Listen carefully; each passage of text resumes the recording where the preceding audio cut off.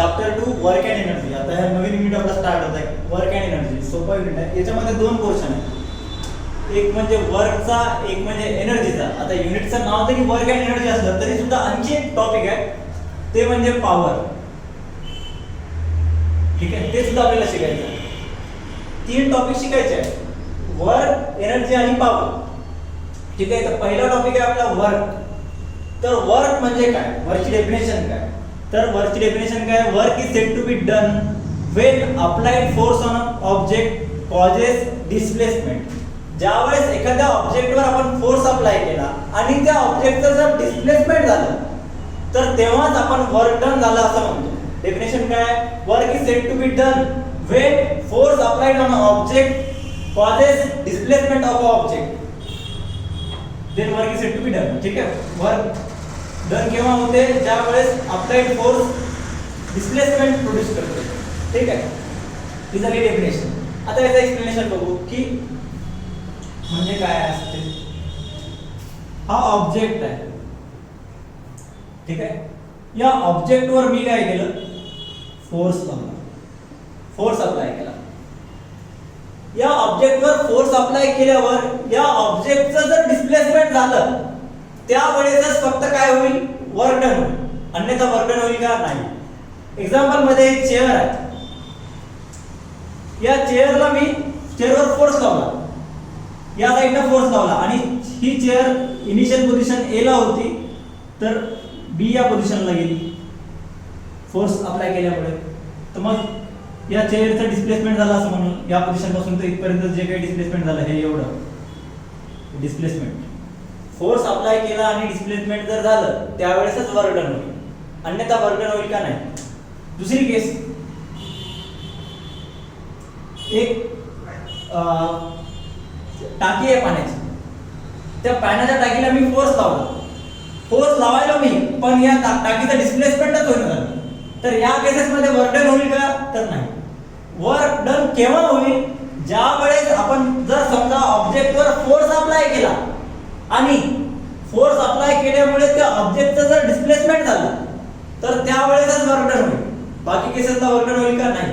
तर मग वर्क केव्हा डन होईल किंवा वर्क केव्हा होईल? तर त्याची डेफिनेशन ही आहे, work is said to be done when applied force causes a displacement of a object.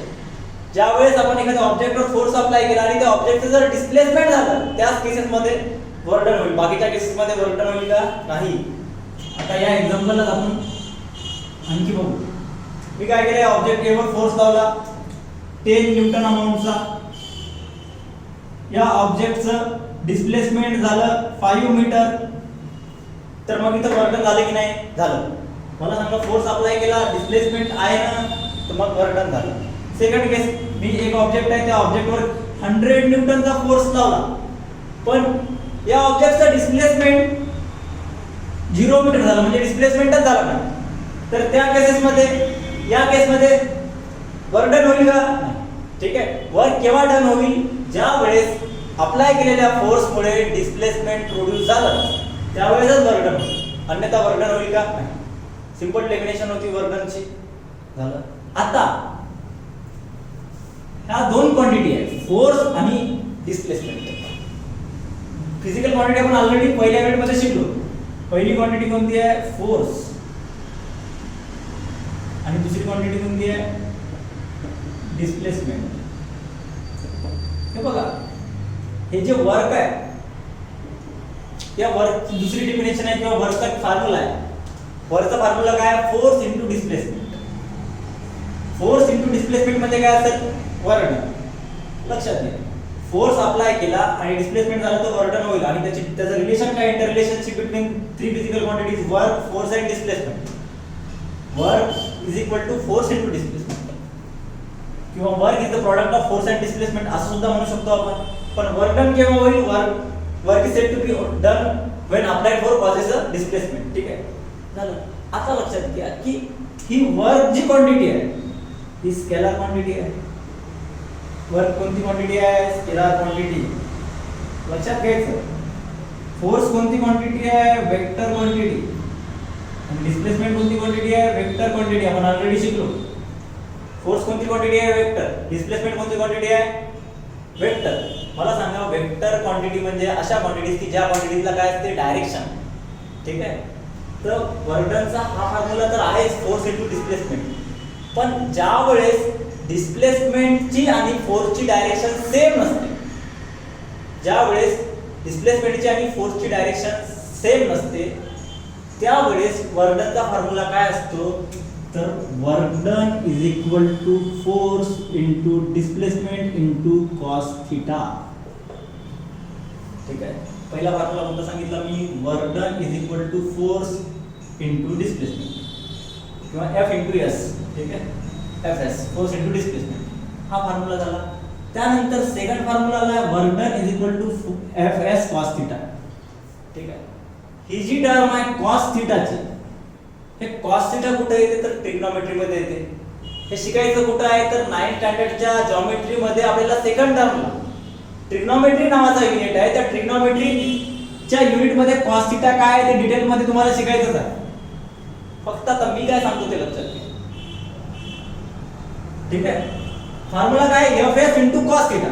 तर हे जे cos थीटा याला काहीतरी न्यूमरिक व्हॅल्यू असेल, 0 असू शकते, 1 असू शकते, 0.1 असू शकते, 0.5 असू शकते, अशा काही पण व्हॅल्यू असू शकतील. ठीक आहे, याला न्यूमरिक व्हॅल्यू असेल cos थीटाला. ठीक आहे, आणि या cos थीटाची जी काही व्हॅल्यू आहे ती आपल्याला क्वेश्चन मध्ये या युनिट मध्ये आपल्याला क्वेश्चन विचारला तर cos थीटाची व्हॅल्यू डायरेक्टली ती देणार. कशामुळे देणार, कारण तर आपलं ट्रिग्नोमेट्री नावाचा पोर्शन आजपर्यंत झालेला नाही. अजून ट्रिग्नोमेट्रीचा पोर्शन झालेला असता तर cos थीटा कसा फाइंड करायचा ते आपल्याला माहित असतं, पण आतापर्यंत आपला झालं का हे नाही झालं.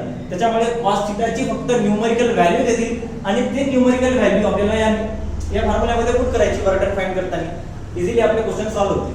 ठीक आहे, तर आता लक्षात घ्या की पहिला formula force is equal to work done is equal to F into S आणि दुसरा formula work done is equal to F S cos theta. तर या दोन फॉर्म्युले कुठं कोणत्या केसेसला अप्लाय होतील लक्षात घ्या. मी सांगितलं तुम्हाला की फोर्स वेक्टर आहे, डिस्प्लेसमेंट वेक्टर आहे, दोघाला डायरेक्शन आहे. जर दोघांची डायरेक्शन बघा, ही डायरेक्शन फोर्सची आहे, डिस्प्लेसमेंट सुद्धा या डायरेक्शनला झालं, फोर्सची डायरेक्शन डिस्प्लेसमेंटची डायरेक्शन दोघांची डायरेक्शन सेम असेल त्यावेळेस हा फॉर्म्युला यूज करायचा. आणि ज्या वेळेस बघा या ऑब्जेक्टवर आपण फोर्स लावायलो या साइडला, ठीक आहे, आणि या ऑब्जेक्टचं डिस्प्लेसमेंट व्हायला या साइडला. ठीक आहे, फोर्सचा वेक्टर हा, डिस्प्लेसमेंटचा वेक्टर हा, ह्या दोन्ही डिस्प्लेसमेंट आणि फोर्सचा वेक्टर एकमेकाला पॅरलल आहे का किंवा एका सेम डायरेक्शन मध्ये आहे का. पॅरलल म्हणजे सेम डायरेक्शन मध्ये, सेम डायरेक्शन मध्ये फोर्स आणि डिस्प्लेसमेंट नसेल तर त्या केसेस मध्ये आपल्याला हा फॉर्म्युला यूज करावा लागेल वर्डनचा. कोणता, Fs cos theta. Fs cos theta. आता तिथं काय असेल लक्षात घ्या, cos थीटा. तर थीटा म्हणजे काय असते, थीटा म्हणजे असेल अँगल. इथं थीटा म्हणजे काय असेल, अँगल. कोणामधला अँगल असेल तर इथं दोन क्वांटिटी कोणत्या आहेत, फोर्स आणि डिस्प्लेसमेंट. फोर्स आणि डिस्प्लेसमेंट मधला अँगल म्हणजे ही थीटा. लक्षात घ्या, फोर्सची डायरेक्शन ही, डिस्प्लेसमेंटची डायरेक्शन ही. या फोर्स मधला आणि डिस्प्लेसमेंट मधला हा जो अँगल असेल तो अँगल म्हणजे काय असेल, थीटा. ठीक आहे, आणि कोणता आहे आपल्याला, कोणता ट्रिग्नोमेट्रिक फंक्शन यूज करायचा आहे, कॉस फंक्शन, कॉस थीटा. तर कॉस थीटा चा जे काही याचा आन्सर असेल, समजा या दोघांमधला अँगल इथं 30 डिग्री असेल तर इथं काय येईल, cos 30. तर मग cos 30 ची जी काही व्हॅल्यू असेल ती व्हॅल्यू आपल्याला बुक मध्ये देतील. पण थीटा म्हणजे काय, तर थीटा हा फोर्स मधला आणि डिस्प्लेसमेंट मधला दोघांमधला अँगल आहे. एवढं लक्षात आलं पाहिजे आपल्याला. इथं जे थीटा आहे, थीटा म्हणजे काय, अँगल आहे. अँगल कशामधला आहे तर फोर्स मधला आणि डिस्प्लेसमेंट. ठीक आहे, आता याचे न्यूमेरिकल किंवा याचे एक्झाम्पल आपण बघू.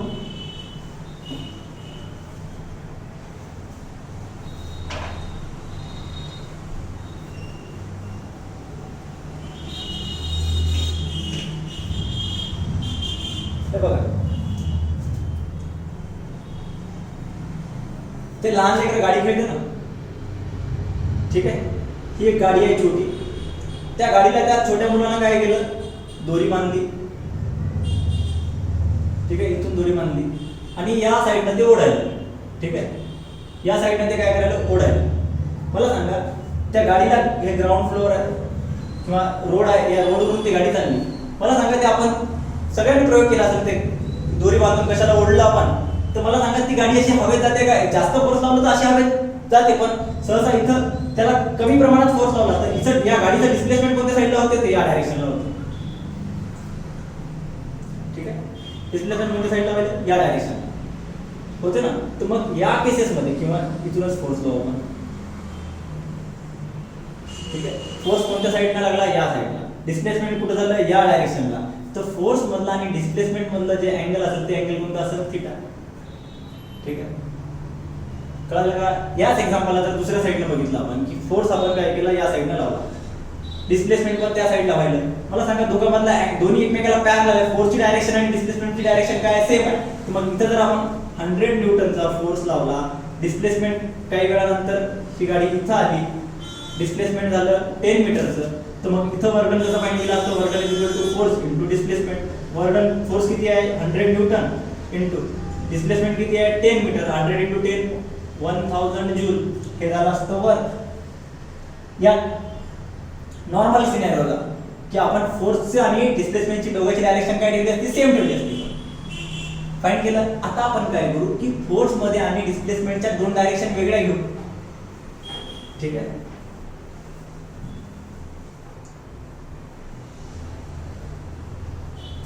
फोर्स लावला या डायरेक्शन. ठीक आहे, फोर्स या डायरेक्शनला लावला, डिस्प्लेसमेंट 10 मीटर या साइडला, फोर्स तेवढाच लावला 100 मीटरचा. डिस्प्लेसमेंट सुद्धा किती झालं? 10 मीटरचं झालं.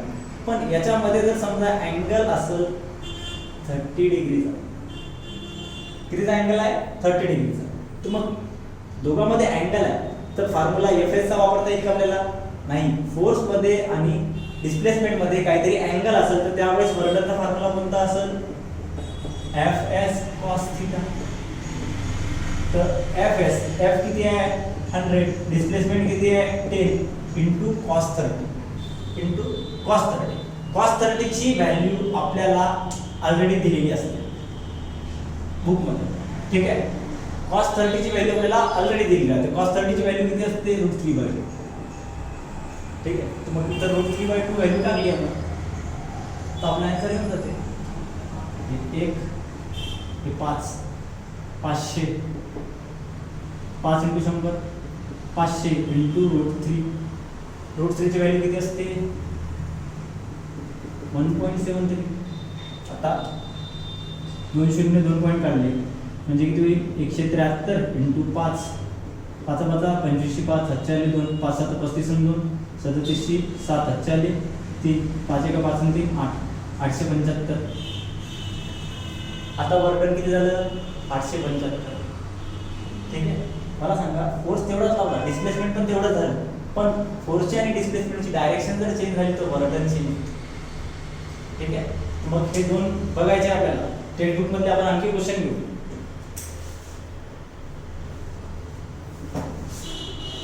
ठीक आहे, टेक्स्टबुक मध्ये एक चार्ट दिला. ठीक आहे, त्या चार्ट मध्ये आपल्याला काय दिलं? तर थीटा दिला, cos थीटा दिला, Fs cos थीटा आपल्याला फाइंड करायचा आहे. ठीक आहे, तर बघा पहिल्या वेळेस अँगल आपल्याला कितीचा दिला? 0 चा. 0 चा अँगल. 0 चा अँगल दिला म्हणजे दोन्ही कसे आहेत? पॅरलल आहेत. दोन्ही पॅरलल आहे म्हणजे दोघांची डायरेक्शन पण काय? फोर्सची डायरेक्शन आणि डिस्प्लेसमेंटची डायरेक्शन कशी आहे? सेम आहे. तर फोर्सची आणि डिस्प्लेसमेंटची डायरेक्शन सेम असेल तर अँगल कितीचा असेल? 0 डिग्रीचा. आणि cos 0 ची व्हॅल्यू किती असते? 1 असते. cos 0 ची व्हॅल्यू किती असते? 1 असते. cos 0 ची व्हॅल्यू 1 असते म्हणूनच इथं आपण Fs cos थीटा न लिहिता ज्यावेळेस दोघांची डायरेक्शन सेम असेल तर Fs च लिहितो, कारण की cos थीटा ची cos 0 ची व्हॅल्यू किती असते? 1 असते. ठीक आहे, हा झाला पहिलं गणित. त्याच्यानंतर सेकंड केस मध्ये दोघांमधला अँगल जर आपल्याला 90 डिग्री दिला, थीटाची व्हॅल्यू किती दिली? 90 डिग्री. तर cos ऑफ 90 ची व्हॅल्यू किती असते?